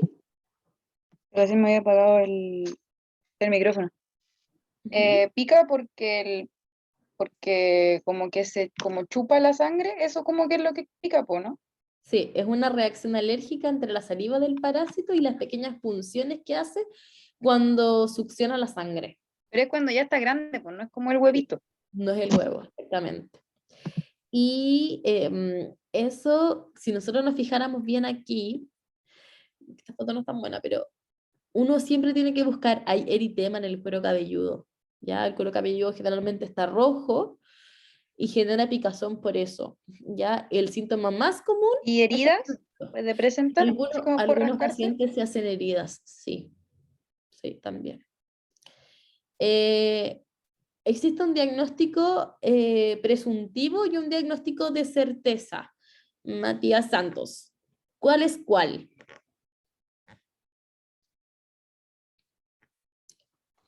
Presuntivo de certeza, no estudié eso. ¿Ya? ¿Y alguien sabe cuando yo digo como hoy, mira, creo que esta persona tiene piojo, a cuando esta persona tiene pediculosis humanus variedad capitis? ¿Cuándo digo eso? El presuntivo es cuando llega el paciente, le dice que le pica la cabeza y al examen físico vemos que tiene como pápulas eritematosa. ¿Sí? Y el de certeza es cuando vemos al tiempo. Ya sea en su forma juvenil o liendre. Súper, esa es la diferencia. En general las liendres, si ustedes se fijan, están como entre 1 a 2 centímetros desde la base del pelo. Mira aquí, cuando las liendres están a más de 2 centímetros de la base del cuero cabelludo, perdón, esas liendres ya están muertas. Las liendres que están vivas son las que están cercanas a 1 a 2 centímetros desde el cuero cabelludo, desde que inicia el folículo. ¿Ya? Vamos a preguntar ahora finalmente a Priscila si nos puede decir cuál sería como el tratamiento lo más completo posible. No sé. No sé. ¿No sabe? No. ¿Rocío puede ayudar a Priscila? ¿Se escucha? Sí. Salía que era un permentrina también, al 1%. ¿Sí? Vía ¿Sí? tópica, que era como un champú, me imagino, que se ponía en la cabeza pero con el pelo seco. Ya, súper. Y que también después para las liendres se podían hacer un enjuague con ácido acético, creo. Perfecto, súper bien. Lo primero es que hay que hacer una desparasitación. Nosotros tenemos que hacer con un peine, ¿cierto? O con la extracción manual, o hay que hacer en el fondo la extracción de las liendres. Eso hay que hacerlo. Y súper bien, de elección uno puede utilizar permetrina, que es del 1 al 3% en cabello seco. Debe dejarlo actuar lo mismo que la permetrina en el cuerpo cuando tenemos sarna, de 8 a 12 horas. ¿ya? Luego se debe enjuagar y se procede a colocar ácido acético o vinagre, ¿cierto? Para soltar las liendres y pasar el peine. Ya uno debe repetir ese tratamiento en 7 días por la misma posibilidad que con el ácaro de la sarna, que nos queden lesiones, ¿ya? Y si el paciente se queja mucho de prurito, ahí nosotros le podemos asociar antihistamínicos. ¿Qué otra cosa es importante? Es tratar a todos los contactos. Obviamente hay que avisar al colegio, hay que evitar el contacto con fomites, hay que tener el pelo tomado, lavado frecuente de champú, existen repelentes además, ¿cierto? Y existe una alternativa a la permetrina. ¿Alguien sabe cuál es? ¿La deltametrina? ¿La dimeticona me dijo? No. Alternativa a La deltametrina, la que trae el launol. Ya, pero no de esa misma familia. ¿Como una versión oral? ¿No se refiere a eso? ¿Ya? No, me refería a la dimeticona. La dimeticona es una solución, ¿cierto? Es un tipo de silicona que ahoga el piojo. Entonces, porque yo sé que antes se usaba el lindano, ¿cierto? Te ponían cualquier cosa en la cabeza con tal de sacarte los piojos. Pero ahora se sabe que la mayoría de esas soluciones generan muchas dermatitis de contacto irritativa. Entonces, una forma como, no sé si ustedes saben, por lo menos en Santiago existen, clínicas que sacan los piojos. O sea, tú dejas a tu hijo con piojo ahí y hay una señorita que hace la desparasitación manual y además le limpia, les aplica esta dimeticona, ¿cierto? Los deja ahí con una aspiradora, les avanza limpiando los pelitos y esta dimeticona que genera como asfixia en el piojo, se lleva al hijito de nuevo a su casa, ¿cierto? Y al día siguiente viene de nuevo a la desparasitación, ¿ya? Y es como un tratamiento que existe que en el fondo genera mucho menos dermatitis de contacto que usar la permetrina y todo lo que antes te ponían en la cabeza para tratar de sacar los piojos, ¿ya? Dimeticona se llama, ¿ya? Por si lo ven en los supermercados y cosas así, ¿ya? Y, ajá. ¿Se le puede recomendar el Quasia? Champú ¿Sí? Quasia, creo. ¿Sí? ¿Y sirve o no es tan eficaz No como es tan efectivo, eso es lo que pasa. Ah, ya. Entonces siempre lo mejor es la permetrina. O la dimeticona, que salió hace poco. ¿Ya? Vamos a preguntar ahora a Sebastián Cepeda, se nos puede decir, ¿qué preferimos, champú o loción y por qué? ¿Aló? ¿Sí? Preferimos lociones porque aguanta la menos concentración de droga. ¿Sí? Y damos preferencia en el fondo sobre ellos porque aparte de la concentración de la droga del parásito, es mucho más fácil también de aplicar, ¿ya? Para los padres y todo eso. Pero en cuanto a las formas farmacéuticas, siempre vamos a preferir cremas o formulaciones líquidas sobre los champús. Eso es como a regla general, ¿ya? Ahora, yo les tengo un bonus track acá. Esto es cómo hacer una receta magistral, ¿ya? Porque la permetrina, por ejemplo, como vimos, no está preparada. Entonces uno tiene que mandarla a preparar. Entonces ahora, ¿cómo la vamos a mandar a preparar? ¿Cómo se hace una receta magistral? Esto le va a servir como en general para todo tipo de patologías, ¿ya? Estas son reglas generales. Entonces, la receta magistral siempre tiene que ir escrito. Receta magistral, 2 puntos, el RP, y lo que nosotros vamos a prescribir con su concentración, ¿ya? Entonces, vamos a ir viendo paso por paso. Siempre hay que poner el nombre del compuesto y su porcentaje. O sea, por ejemplo, esta receta es un Epiduo-like, ¿cierto? Es para acné, ¿cierto? Vamos a dejar a Paleno al 0,1 y peróxido de benzoilo al 2,5. Después de colocar el componente y su porcentaje, nosotros tenemos que colocar siempre en qué base va a ir esto, en qué queremos que nos preparen esto. Y esto siempre se prepara en crema base no comedogénica, en el caso de esta receta, pero lo podemos pedir en loción, en champú, en crema. Entonces va el componente, o sea, el componente que queremos, su porcentaje, y abajo en qué medio lo queremos. Y abajo de eso tiene que ir cuánto es lo que queremos mandar a preparar de eso. cuántos gramos, cuántos cc, etc.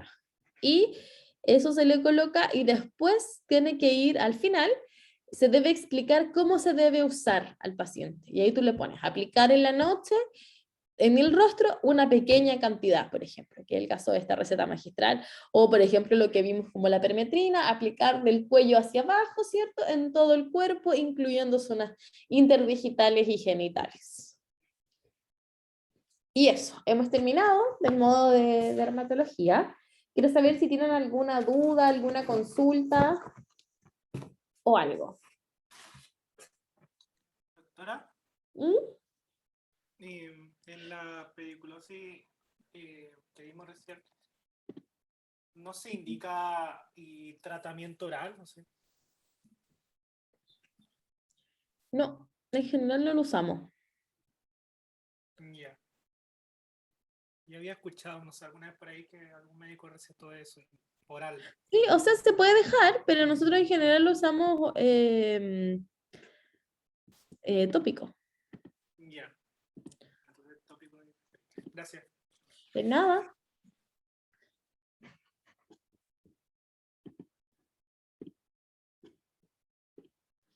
¿Más dudas? ¿Alguien tiene alguna duda de otra cosa?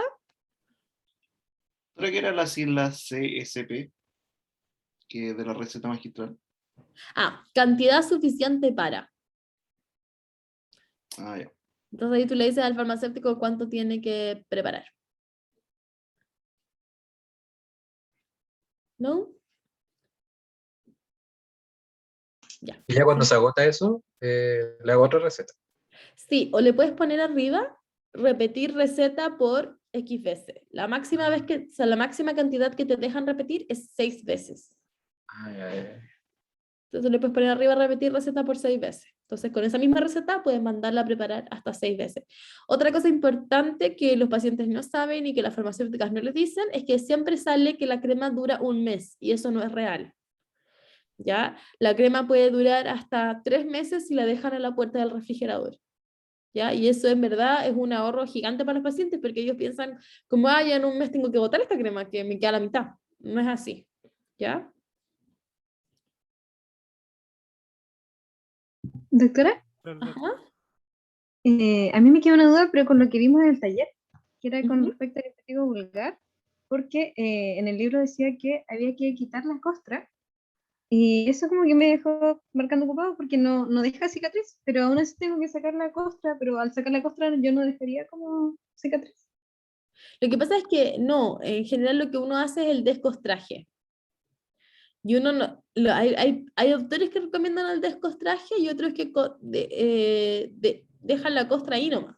Lo que nosotros igual piensa que cuando nosotros le dejemos, por ejemplo, la mupirocina, el ácido fusídico, funcionan como un ungüento. Entonces tú, por ejemplo, le colocas esa cremita y esa cremita sola va a ir botando la costra, va haciendo el descostraje. Entonces, Ya, no me vaya dirigida en eso. sí, sí, es como eso. En general, todas las costras, si tú le pones una crema o un ungüento que sea como de buena calidad, va a ir aportando nutrientes a la piel de abajo y va a ir sacando la costrita, cosa de que la piel vaya quedando como, la piel que esté como en el fondo cicatrizada, vaya de mejor manera. Ya, pero no en el fondo no se refiere a que tú le saques así una costra, sino que con la misma crema le hagas el descostraje. A veces así con suero, igual lo hacen a veces, pero en el fondo no es como una activa, como que ¿cómo se dice? No le sacas la costra de forma activa, así como, así, no. Es como suavecito y se va perdiendo sola. Ya, muchas gracias, profe. Ya. ¿Más dudas? Doctora, yo tenía duda, pero con respecto a acné, el adapaleno, esta crema que nos puso de ejemplo, junto con el peróxido de benzoilo, ¿por cuánto tiempo lo puedo dejar? Forever, no hay ningún problema. ¿Sí? Yo pensé que el retinoide solo se podía dejar para siempre, pero con el peróxido entonces sí se puede ocupar para siempre. Ya. ¿Y eso lo hacemos nosotros como médicos generales? ¿O cuándo yo derivo a un paciente con acné al dermatólogo? Cuando el paciente tiene un acné severo, que requiere uso de isotretinoína, o cuando el paciente no te respondió a terapia. Si le dejaste la terapia, está de acuerdo que no te sirve, o sea, que le dejaste la terapia bien y el paciente no funciona, ahí tú le dejas derivación. Ya, muchas gracias. De nada. Profe, ¿puedo Ujú. hablarle cuando terminemos la clase? ¿Qué? ¿Puedo hablarle un poquito, unos minutos en privado cuando terminemos la clase, por favor? Sí. ¿Alguien más tiene alguna otra duda? Veo que hay unas manitos levantadas ahí de Jorge y de Yasna, sí. ¿Sí? ¿Quieren preguntar algo? Disculpe. Esto es como un poco quizás ignorante, pero yo me acuerdo que en el colegio, cuando había así como piojos con mis compañeros varones, llegaban después rapados. ¿Qué pasa si alguien rapa pero no da el tratamiento farmacológico? ¿Puede tener recidiva de piojo? ¿O si no hay pelo no hay piojo? No, o sea, si no hay pelo no hay piojo, pero en general tú nunca rapas a como lo que se dice como huevo duro. Nunca lo dejan así, pues le dejan el pelo muy cortito. Y ahí igual puede haber huevos. Entonces, si tú lo raparas por completo y se viera todo el cuero cabelludo, ahí ya no hay piojo. Ah, ya, es que yo me acuerdo que los dejaban así como para sacarle brillo casi a mis compañeros ya, varones. sí. Sí, también. Ya. ¿Jorge? Doctora, yo había leído, ¿sabes? Respecto al impétigo, yo había leído que no era necesario el tratamiento porque al final era autolimitada la lesión. Autolimitado. Entonces, o sea, ¿qué nos recomienda? ¿Tratarlo al final o tratar? Ya, gracias, doctora. Sí, por la posibilidad que te encuentres con esta sépara, como habíamos visto, nefrogénica, y ahí en verdad yo creo que lo mejor es tratarlo. Aunque es autolimitado, sí, tú le dices a la mamá que se va a demorar, pero si al final la mamá consulta por eso, igual tiene cierta ansiedad asociada a eso. Y ya conocen las mamás en pediatría, son brígidas, entonces yo los trato. Ya, ¿alguien más tiene alguna duda? ¿No? Ya, súper, entonces terminamos la clase, terminamos el módulo, espero que hayan aprendido y tengan algunas nociones básicas en el fondo. Si al final fue un módulo súper cortito, resumido, pero la idea es como que podamos manejar estas patologías en APS, ¿cierto? Y que cuando nos enfrentemos a una lesión siempre recuerden cuál es la lesión elemental, cómo lo tengo que describir, para que sea más fácil, porque es la única forma de ordenarnos, porque como vimos en el ectima inicial, todo en dermato se parece, todo es igual. Entonces, si no nos ordenamos bien, sufrimos nomás. Y si se fijan, por ejemplo, mis amigos que trabajan en APS, me pasan mandando mensajes y llamando porque es lo que más les cuesta. ¿Ya? Entonces, como que hay que tratar de, si uno es ordenado, como que va practicando mejor. ¿Ya? Eso les deseo mucha suerte en lo que les toque en el futuro. Quizás nos vemos por ahí. Cuídense mucho y cualquier cosita, bueno, ahí la Yasna igual tiene mi correo y todo, así que me pueden escribir si tienen alguna consulta o algo. Eso. Gracias, doctora. Gracias, profe, por Profe. todo. Un gusto, profe. Gracias, Muchas gracias. Chao. Gracias. Hasta luego, doctora. Hasta luego. Gracias.